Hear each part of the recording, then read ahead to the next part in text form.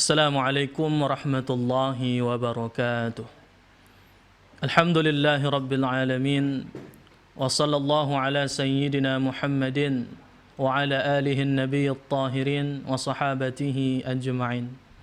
Ashhadu an la ilaha illallah wahdahu la syarika lah wa ashhadu anna sayyidana Muhammadan abduhu wa rasuluh la nabiyya ba'dah. Allahumma salli wa sallim wa barik ala sayyidina Muhammad wa ala alihi wa sahbihi ajma'in. Faya ibadallah, usikum wa nafsi bittaqwallah. Ittaqullaha haqqa tuqatih wa la tamutunna illa wa antum muslimun. Kama qala Allah Ta'ala fi kitabihil karim. A'udzu billahi minasy syaithanir rajim. Bismillahirrahmanirrahim. يا أيها الذين آمنوا اتقوا الله حق تقاته ولا تموتن إلا وأنتم مسلمون. Sadaqallahul azim. Pemirsa dimanapun Anda berada, khususnya terhadap santri kami Pondok Pesantren Islamic Center Al-Hidayah Kampar yang kami cintai. Alhamdulillahirabbil alamin. Bersyukur kita kepada Allah Subhanahu wa taala di mana Allah masih memberikan kita hidayah, iman dan ketakwaan untuk senantiasa beribadah kepadanya. Bersolawat dan kita kirimkan salam kepada Rasulullah Muhammad sallallahu alaihi wasallam dengan ucapan Allahumma salli wa sallim wa barik ala sayyidina Muhammad wa ala ali sayyidina Muhammad. Suatu ketika Imam Syakik bin Ibrahim Al-Balkhi. Mungkin siapa yang tidak kenal dengan Imam Syakik bin Ibrahim Al-Balkhi dari Khurasan yang terkenal pada masanya. Imam Syakik Al-Balkhi tersebut mempunyai seorang murid yang bernama Hatim Al-A'sam. Suatu ketika Imam Syakik Al-Balkhi dia bertanya kepada muridnya, "Wahai muridku, sudah berapa lamakah engkau belajar kepadaku?" Lalu Hatim Al-A'sam mengatakan, "Wahai Tuan Guru, saya sudah belajar lebih kurang 33 tahun." "Selama 33 tahun," kata gurunya, "apa yang sudah engkau pelajari dari diriku?" Lalu Hatim menjawab, "Selama 30 tahun saya belajar tentang 8 perkara." Kemudian Imam Syakik Al-Balkhi mengatakan, "Inna lillahi wa inna ilaihi raji'un." Selama 30 tahun aku menghabiskan dan engkau menghabiskan umurmu ikut denganku. Apakah cuma 8 perkara yang engkau ketahui? Lalu Hatim pun menjawab, "Demi Allah, saya tidaklah mengetahui dan saya hanya mengetahui yang 8 perkara tersebut." "Baik, coba engkau jelaskan kepadaku, apa sajakah 8 perkara yang engkau telah pelajari terhadapku?" Kemudian Hatim Al-A'sam pun menjelaskan hal yang pertama adalah, "Saya melihat dan memperhatikan makhluk ini mempunyai kekasih, bahkan sangat sayang kepada kekasihnya. Sampai-sampai saking sayangnya mereka kepada kekasihnya, mereka pun berkata ingin sehidup dan semati. Ketika kekasihnya sudah terbujur kaku ke dalam liang kubur, sayangnya pun hilang terhadap kekasihnya. Oleh karenanya, saya jadikan amal ibadah, amal soleh menjadi kekasihku. Sebab yang akan menemaniku selama aku akan bertemu dengan Tuhanku nanti adalah amal kebaikanku." Sebagaimana yang dikatakan juga oleh Rasulullah sallallahu alaihi wasallam, "Yutba'ul mayyitus thalatha." Yang mengikuti mayat ke dalam kuburannya itu ada 3. 2 yang akan kembali dan 1 yang akan tinggal. Dari 3 itu yang mengikuti mayat, cuman 1 yang akan menemaninya sampai dia bertemu dengan Rabbnya. Lalu sahabat pun bertanya, "Apa yang kembali itu ya Rasulullah, dan apa yang akan menemaninya?" "Yang pertama akan kembali itu adalah ahluhu," keluarganya. di mana setiap keluarga ketika ada kemalangan akan mengantarkan jenazah keluarganya. Apakah itu suaminya, apakah itu istrinya, anaknya, ayahnya, ibunya. Dan ketika jenazah tersebut sudah dikuburkan ke dalam tanah, mereka akan kembali pulang. Tidak ada satupun yang akan menemaninya, bahkan masuk ke dalam kuburannya. Lalu yang kedua kata Rasulullah sallallahu alaihi wasallam adalah maluhu, hartanya. Harta mengantarkan jenazah ke dalam kuburannya, tetapi tidak ada jenazah yang dikuburkan dengan harta-hartanya. Malah harta akan dibagikan. Maka dari itu sebagaimanapun kita sayang kepada keluarga kita, sayang terhadap harta kita, bahkan demi harta kita berani nekat peras keringat banting tulang, bahkan perintah Allah pun kita langgar, ditinggalkan. Padahal itu semua adalah percuma. Gedung yang kita bangun tinggi-tinggi, begitu juga mobil yang sangat indah, tetapi semua itu tidak bisa membantu kita memasuki, menemani kita ke dalam kuburan kita. Istri yang kita solek, kita salonkan kemana-mana, cantiknya rupawan, tetapi ketika kita sudah meninggal, anak yang kita sekolahkan tinggi-tinggi, ketika kita sudah meninggal, apa yang mereka bisa perbuat? Jadi yang satu yang hanya mengikuti kita, tinggal bersama kita, kata Rasulullah, itu adalah wa yabqa wahidun amaluhu, yang tinggal adalah amalannya.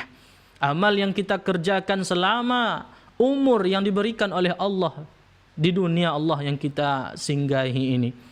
Apakah itu solat kita, apakah itu puasa kita, dan seluruh amal soleh kita, itulah yang akan menemani kita selama akan berjumpa dengan Rabb kita di yaumil akhirat kelak nanti. Yang kedua, nasihat ataupun perkara yang kedua yang dipelajarinya adalah apa kata Hatim Al-A'sam kepada gurunya. Saya memperhatikan firman Allah Subhanahu wa taala, wa amma man khafa maqama rabbih wa nahan nafsa 'anil hawa fa innal jannata hiyal ma'wah. Dan barang siapa, dan ada pun orang-orang yang takut perjumpaan dengan Rabbnya, hendaklah mereka menahan hawa nafsunya, dan mereka yang berhasil menahan hawa nafsunya fa innal jannata hiyal ma'wah, maka surgalah tempat kembalinya. Nafsu bukan untuk dibunuh, tetapi nafsu adalah untuk kita kontrol. Maka dari itu ada pepatah mengatakan, manusia yang berhasil mengontrol hawa nafsunya adalah lebih mulia daripada malaikat. Tetapi kebalikannya, apabila nafsu mengontrol manusianya, maka dia akan lebih hina lagi daripada haiwan. Mari kita sama-sama mengontrol, bukan membunuh hawa nafsu kita. Nafsu akan mengantarkan kita ke tempat yang mulia, tetapi nafsu juga bisa menghinakan kita ke tempat yang sehina-hinanya. Bukankah hewan tidak pernah memakai baju? Kerbau tak pernah pakai kerudung. Oleh karena itu, bagi kita yang tak mampu menutup aurat, kita sudah dikontrol oleh hawa nafsu kita. Apa bedanya kita dengan yang berkaki empat tersebut? Mari kita renungkan, wahai saudaraku.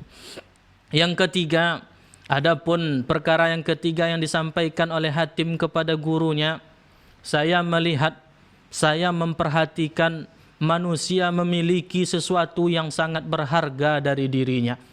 Saking berharganya mereka memeliharanya, menjaganya.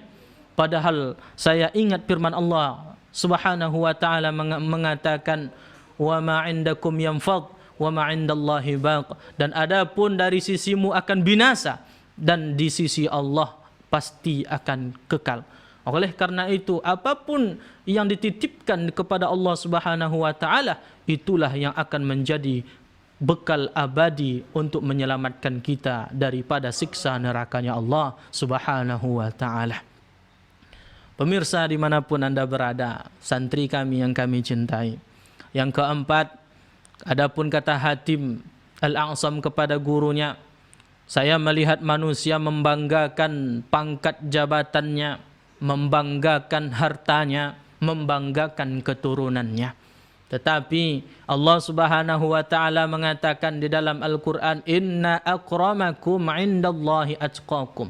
Sesungguhnya yang termulia di sisi Allah di antara kamu itu adalah orang yang lebih bertakwa di antara kawan-kawannya. Bagaimana dengan kita? Kita yang memiliki harta, apakah harta kita menjadikan kita mulia di sisi Allah? Kita mempunyai pangkat dan jabatan, apakah dengan jabatan itu kita bisa meraih kemuliaan di sisi Allah?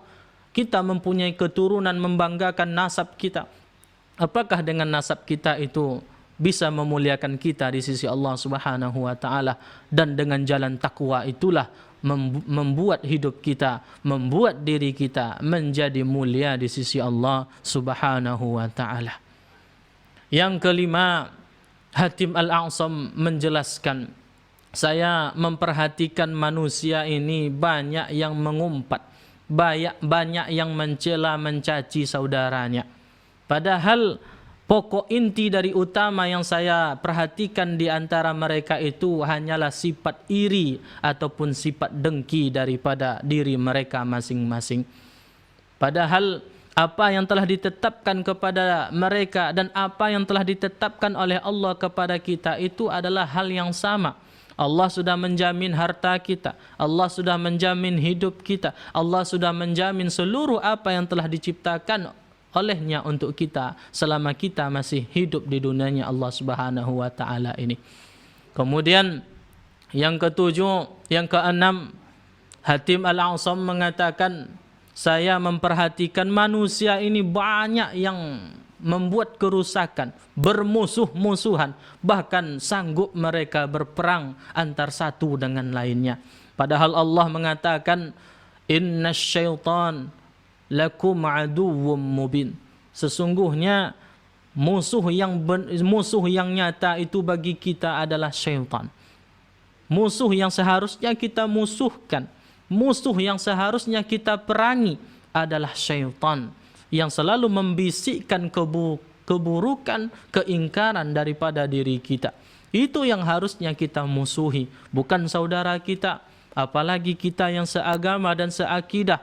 Arah kiblatnya sama, Tuhannya sama, menyembahnya sama, dengan gerakan yang sama. Apakah pantas kita bermusuhan? Itu tidak lain adalah merupakan rujuk rayuan syaitan yang harusnya kita jauhi, dan syaitan itulah yang harusnya kita musuhi. Yang ketujuh, Hatim Al-A'sam mengatakan, saya memperhatikan manusia, saya melihat mereka banyak bertawakal, menyerahkan urusan rizkinya kepada ladangnya, menyerahkan urusannya kepada pekerjaannya. Padahal rizki itu telah dijamin oleh Allah Subhanahu wa taala. Wa ma min dabbatin fil ardi illa 'ala Allahi rizquha. Dan adapun binatang-binatang melata yang telah diciptakan oleh Allah Subhanahu wa taala di atas muka bumi ini sudah dijamin rizkinya oleh Allah Subhanahu wa taala.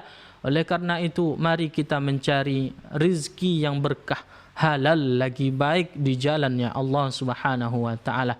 Begitu juga yang kedelapan, wa may yatawakkal 'ala Allah fahuwa hasbuh. Siapa yang betul-betul berpasrah, bertawakal kepada Allah Subhanahu wa taala, maka Allah akan mencukupkan segala urusan dunianya, begitu juga urusan akhiratnya. Lalu Imam Syaqiq bin Ibrahim Al-Balkhi mengatakan kepada muridnya, benar wahai muridku, mudah-mudahan Allah senantiasa memberikan hidayahnya kepadamu. Begitulah 8 nasihat jitu yang seharusnya kita menjadikan nasihat kepada diri kita. Mari kita jadikan kekasih abadi kita itu adalah amal kebaikan kita. Mari kita tinggalkan harta yang sangat berharga di kehidupan kita ini, kita titipkan kepada Allah Subhanahu wa taala. Begitu juga kita jadikan ketakwaan itu menjadikan kebanggaan kita terhadap Allah Subhanahu wa taala. Begitu juga dengan hal-hal yang lainnya. Mudah-mudahan bermanfaat wahai saudaraku. Demikian ceramah singkat pada siang hari ini. Assalamualaikum warahmatullahi wabarakatuh.